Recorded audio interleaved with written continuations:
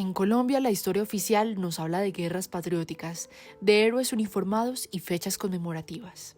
Pero hay otra historia, menos gloriosa, más cercana, que se escribió en las plazas de mercado, en las tiendas de barrio, en las aulas rurales y en los silencios forzados de miles de familias. Es la historia de la violencia bipartidista, un conflicto que tiñó de rojo y azul la vida cotidiana de los colombianos entre finales de los años 40 y mediados de los 60. Una guerra que no fue de ejércitos ni de batallas campales, sino de persecuciones políticas, asesinatos selectivos, desplazamientos forzados y miedo enquistado en las costumbres.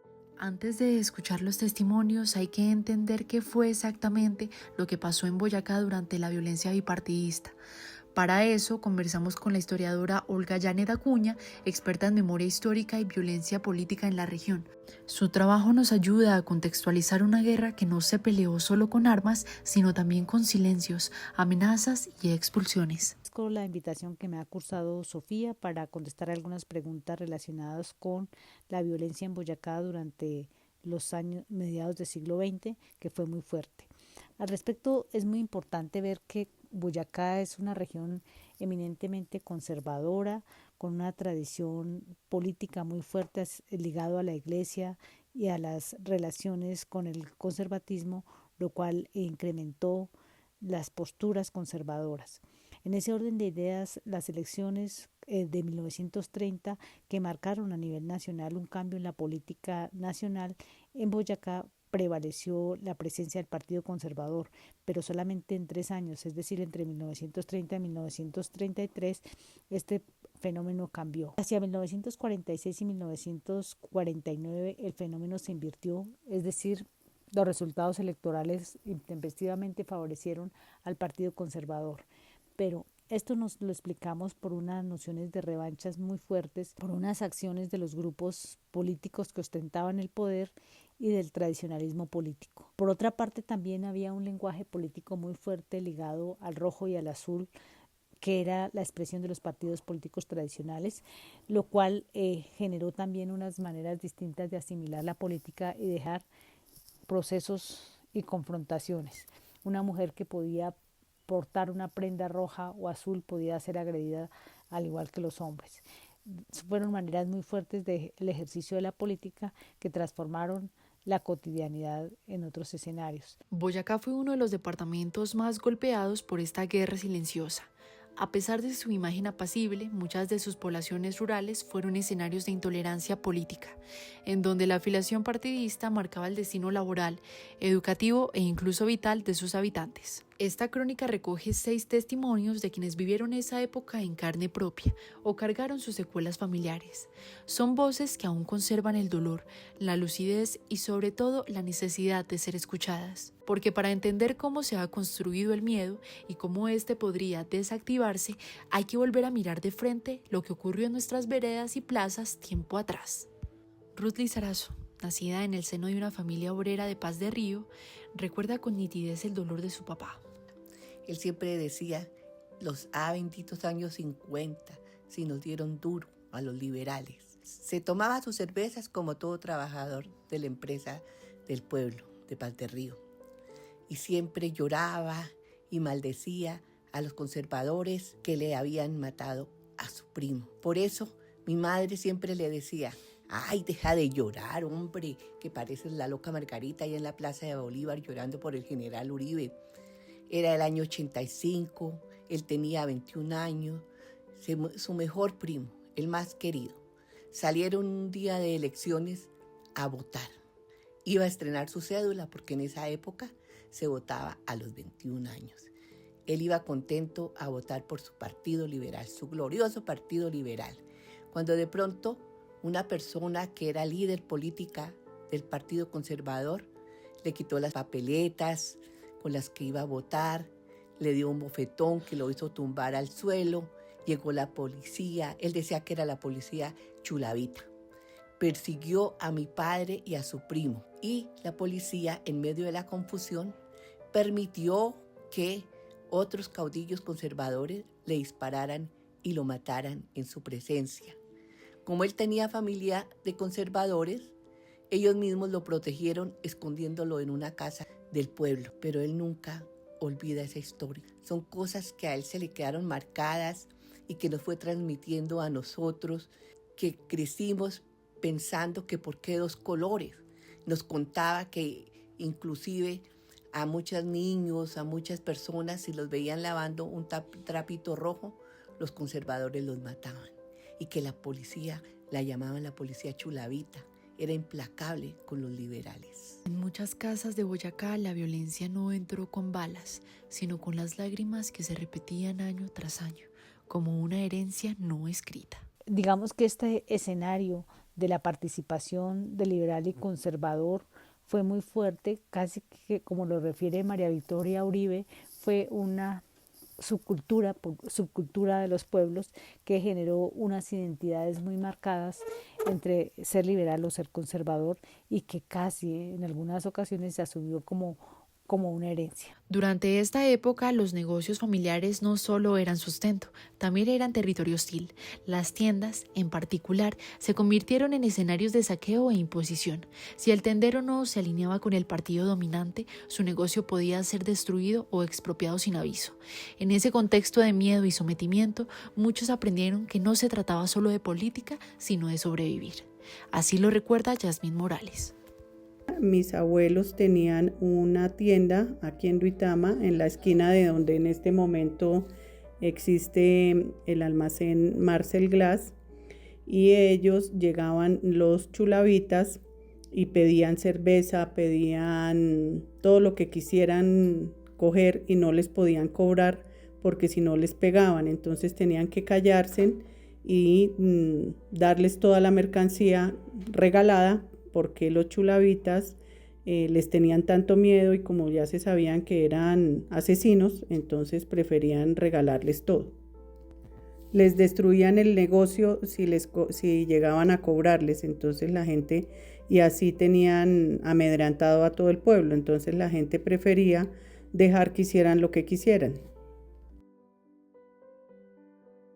La violencia no solo llegó con machetes y escopetas, también se disfrazó de leyes, vetos y chantajes laborales. Carmenza Mancipe lo cuenta con crudeza. Nosotros vivimos en la familia, una familia del común y del corriente, oriunda de un municipio del norte de Boyacá. Mis padres vivían con sus hijitos y fueron atacados un buen día, un sábado. Mi madre vivía de una tienda que le proporcionaba el sustento. Mi hermanito se dio cuenta de que venía la tropa con palos, con garrochas. Le regaron gasolina a todo en la tiendita. Quemaron muchas tiendas, no solamente la de mi madre. Muchas fueron las tiendas que quemaron. Él salió corriendo a buscar a mi madre que estaba en la casa haciendo la comida y le contó. Tuvieron que encerrarse y a la medianoche buscar la salida de este pueblo hacia otro pueblo. La familia huyó a otro pueblo, pero ni ahí encontraron paz. Cuando llegan allí, estaba en auge Acerías Paz de Río. Mi padre fue a pedir trabajo a Acerías Paz de Río y le pidieron una recomendación del sacerdote de aquel pueblo, quien lo llevó hacia el altar de la iglesia y le puso la mano sobre la Biblia para que jurara que tenía que voltearse para el partido que era de aquel sacerdote. Y es de esa manera como las dinámicas sociales empezaron a verse afectadas, y Olga Janet Acuña lo confirma.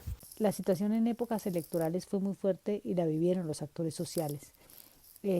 También se crearon fronteras invisibles territorialmente, un municipio liberal, otro municipio conservador, o en ocasiones la iglesia, como fue el caso de Chiquinquirá, una parte era para los liberales, otra parte para los conservadores, al igual que la iglesia de Cucaita, en otros las veredas, en fin, las acciones violentas en realidad fueron muy fuertes y tiene que ver mucho con la violencia simbólica.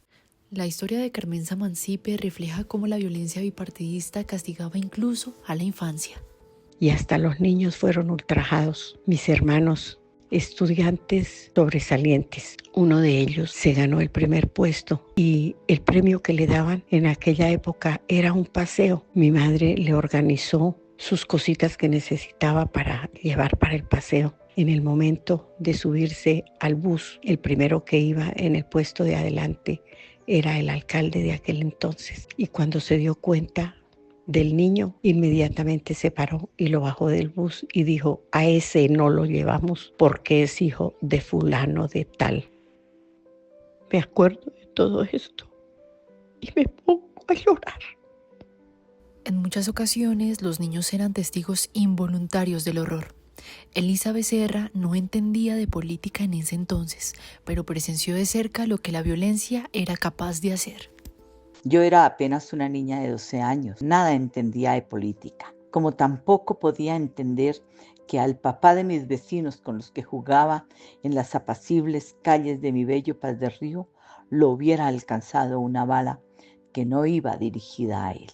Esa tarde en el pueblo asistía a una reunión política en la que estaría presente un famoso político de la región que al parecer, al igual que amigos y seguidores, tenía también muchos enemigos que querían sacarlo del camino. Los niños podían salir al parque. Éramos libres. Sus mamás no tenían que preocuparse por ellos porque aún no se conocían los secuestros ni extorsiones. Ellas, la mayoría amas de casa, aprovechaban el tiempo en sus quehaceres y de vez en cuando tomando un tintico con sus vecinas. Pero lo que parecía que sería una tarde de sábado tranquila, se vio interrumpida por los gritos de la gente que salía corriendo y gritando del teatro comunal en donde se efectuaba la reunión política. Lo mataron, gritaban. Los juegos de los niños que estaban en el parque quedaron suspendidos. Lo que siguió después fue devastador. 2 familias lloraban desconsoladas, una por la pérdida de un ser querido y la otra porque a ella pertenecía quien había disparado el arma. Para muchos niños como Elisa, el recuerdo de una bala perdida o el llanto inconsolable de sus vecinos se convirtió en la primera forma de entender lo que significaba la muerte. Para profundizar en el impacto que esta violencia tuvo en la infancia, conversamos con Olga Janet sobre el papel de los niños como testigos y víctimas. Hubo muchos niños que quedaron huérfanos, frente de ellos fueron asesinados sus padres, sus madres fueron violadas. En fin, fue una ola de violencia muy fuerte que aún haciendo entrevistas en los años 80 y 90, la gente vivía o revivía este tipo de acciones con miedo, con dolor y con resiliencia. Y después de los teatros, los parques y las tiendas, también las plazas de mercado se convirtieron en campo de batalla. Como muchos escenarios de la cotidianidad, fueron tomados por los chulavitas y los cachiporros, quienes convirtieron la rutina en amenaza. Allí, en medio de las frutas, las voces y el bullicio, también se tejieron violencias. Regina Niño lo recuerda con nitidez. La época de la violencia entre liberales y conservadores, también llamados cachiporros y chulavitas, mi abuelo era directamente comerciante. Él, estando en un mercado, se formó una pelea entre estos 2 grupos, del cual mi abuelo fue afectado ya que él pertenecía al grupo de los llamados cachiporros o liberales. Entonces los chulavitas o conservadores lo cogieron a golpes con unos palos, o llamado también cachiporras, algo así le llamaban a los palos esos. Le dieron la golpiza con la cual de este suceso él falleció. El asesinato de su abuelo no fue un hecho aislado, fue parte de una cadena sistemática de violencias en la que la afiliación política podía costar la vida, incluso en espacios públicos y cotidianos como una plaza de mercado. Y para entender quiénes eran estos actores armados que operaban con tal impunidad, hay que hablar sobre los cachiporros.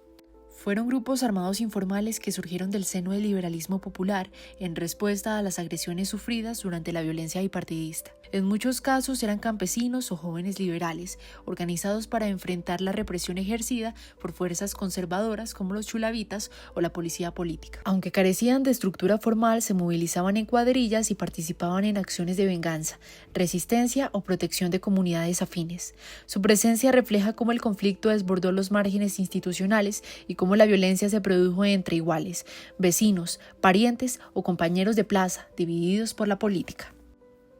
Olga Janet Acuña nos ayuda a reconstruir el origen y la función de los chulavitas en el marco de la violencia bipartidista. Aquí se conformó la policía chulavita, que fue una policía muy fuerte, muy beligerante.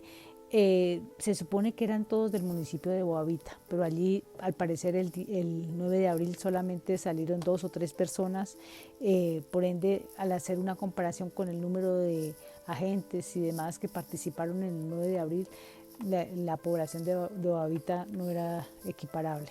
En ese orden de ideas vinieron gente o el Partido Conservador, que tenía una estructura más o menos piramidal, articulando a todos los actores sociales, convocó a los hombres, los reservistas, y los organizó en el pueblo. Hay una versión muy importante de Sáchica, donde formaron o motivaron a formar a la gente que no tenía ningún tipo de acción militar o miliciana, y les decían simplemente que se formaran, debajo de la ruana llevaban la pistola y que dispararan al estómago para no perder bala. Entonces de esa manera se organizaron y de esa manera recibieron el entrenamiento con el cual a partir de ese momento se expandieron a otras regiones del país. Pero en 1947, previo al asesinato del líder liberal Jorge Eliezer Gaitán, se habían conformado la policía chulavita, una policía política que puede ser asociada con, para que se lograra calmar las acciones de los grupos de los liberales, que establecieran una noción de persecución, y esta fue apoyada o solicitada como apoyo en departamentos como Santander, para citar solamente algunos, y Cundinamarca. Digamos, fue la estructura armada lo que logró contener el afianzamiento y el avanzar de otros grupos. Y también fue una dinámica de violencia muy fuerte, porque esta policía chulavita fue mucho más beligerante. La violencia bipartidista no solo se escribió en grandes masacres o en titulares distantes, también se imprimió en la memoria íntima de quienes sobrevivieron al miedo, a las humillaciones y a la pérdida de lo cotidiano. La tienda que fue saqueada, la plaza donde no se podía hablar, la calle que ya no era segura, voces como las de Ruth, Yasmín, Carmenza, Elisa o Regina nos devuelven a ese territorio fragmentado donde la vida diaria era campo de guerra y la infancia una trinchera invisible.